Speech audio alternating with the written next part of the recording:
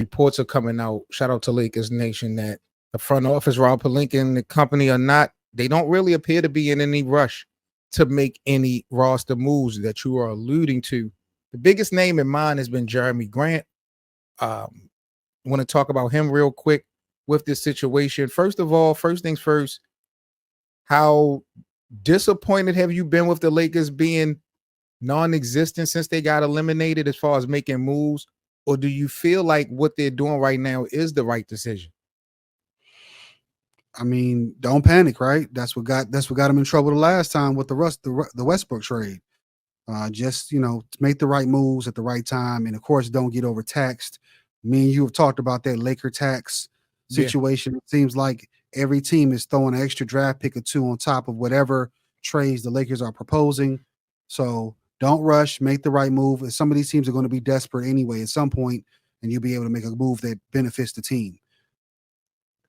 The Laker tax specifically that you're talking about, really, it seems to me, and you broke it down wonderfully on playback yesterday, when we talk about Jeremy Grant, when we talk about, a possible trade that would include Rui Hachimura, Portland, according to reports, is asking for 2 first-round picks in the trade package for Jeremy Grant. I asked you, would you have a problem with the Lakers giving up 2 first and Rui, or 2 first and D'Lo for Jeremy Grant? Spinning the block on that question, what would be your reaction and your thoughts on the Lakers giving up 2 first-round picks and either Rui or D'Lo for Jeremy Grant? Right. So I have a problem with the first-round pick situation. I mean, Jeremy's a very good player, even great maybe, but I mean, I don't think his value is 2 draft picks. Especially when you're giving him back talent. So I forgot what the trade proposal was, but it was great talent on that team that you're giving up for him. And maybe you throw a second-round pick or 2 in there. That should be fine. You shouldn't have to give up multiple first-round picks to get Jeremy Grant. When you look at the contracts, to me, Jeremy Grant is better than Rui right now.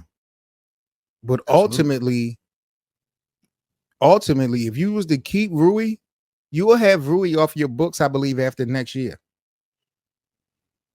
You would have Jeremy Grant on your books for 3 years, $100 million, if they was to trade him. So it's just like, if that's the case, the Lakers should be the one asking for draft picks, not giving them up to Portland. If you understand what I'm saying, and we would have to take on that much of the responsibility of that contract and him being around. Hopefully, we would hope that it works out. But what if it didn't? What if it was Russell Westbrook 2.0 for whatever reason? Maybe not to that magnitude, but what if he just did not work out? We would have now given away all our capital and got rid of Rui.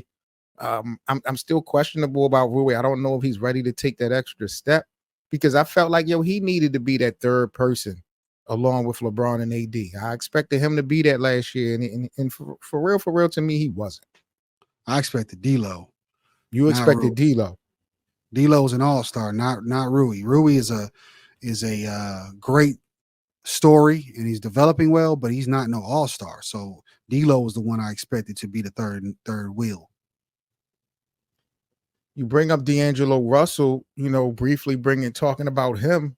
What's the scenario with D'Lo? Because now, as I've been saying over the summer, there's no teams in competition that's going to trade their core for DAngelo Russell.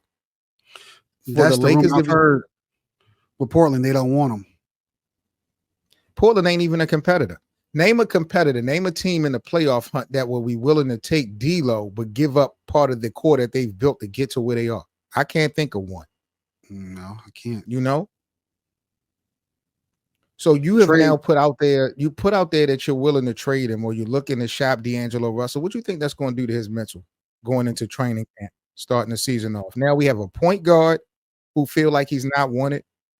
We have LeBron, AD, and Rui coming off of Olympic play.